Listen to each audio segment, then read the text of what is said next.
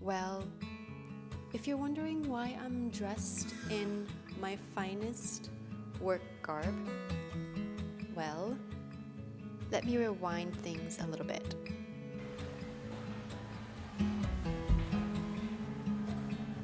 I let the plates bone dry while I was at work, and finally, on my first day off, headed to the studio to bisque fire. By the way, this is not at all how you should stack bone dry plates. I did figure that out later.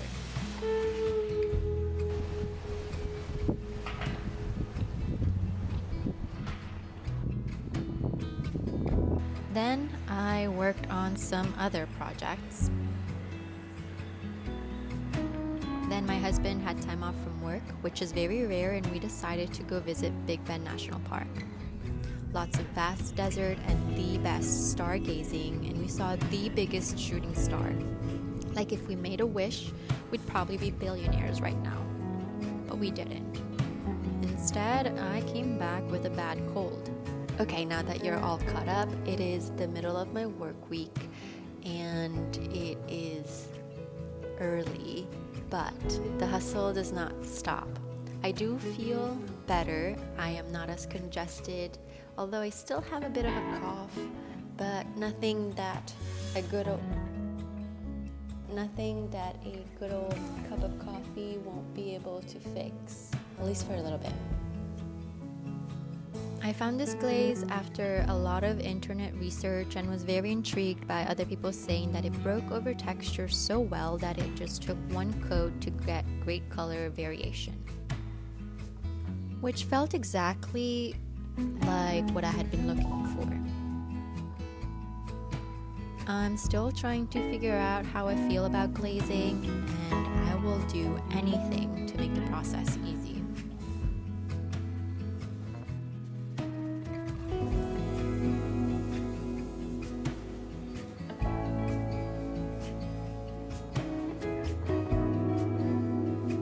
But it definitely was a relief finally getting these plates to the studio for the last firing.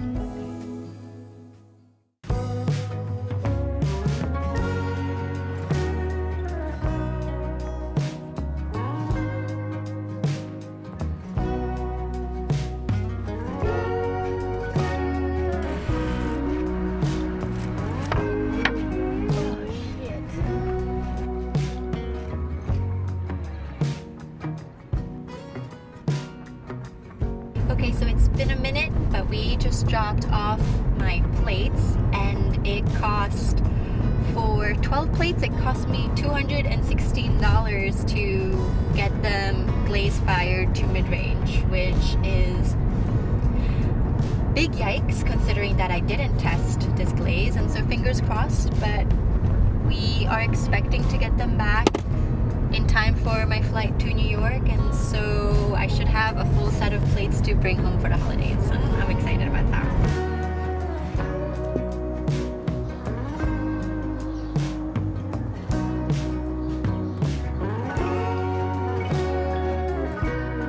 Coming live to you from the bedroom, and as you can see, I am impeding in Maui's nap time. I thought I would jump in here and have a little bit of a review and thoughts now that these plates are finally out of the last firing.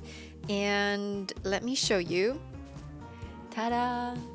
I am really happy with how these plates came out. So I fire out of a community studio, and they fire more towards a hot 5 or a cool 6, and so I was really scared that the glaze would be overfired and the colors wouldn't pop up as nicely. These plates actually came out exactly how I pictured them. I really enjoy how the crevices or where the glaze pulls a little bit more. It's this baby blue coloring, and then the rest of the texture is shown through with a almost aqua green, mossy green type color. I was very excited about it because these textures were really shallow, and I have tried other glazes in the past and I was piling on maybe 3 or 4 layers of glaze, and so it was starting to bury the texture and the colors were still not coming through. Actually, let me show you an example. So this is one example of one of my tester plates. I used a commercial Chino glaze to glaze this, and I must have used like 3 or 4 coats. And I don't know if you can see, but the glaze was starting to really bury the texture that I have imprinted on it. While I could keep iterating this glaze and layer it on thicker, it was going to bury the pattern, and I was worried that it was going to just cancel out all the weaving that I wanted to shine through. So I really looked for a glaze where it would only take maybe 1 or 2 layers of application to really show texture. And the other thing that I really enjoyed is the shape.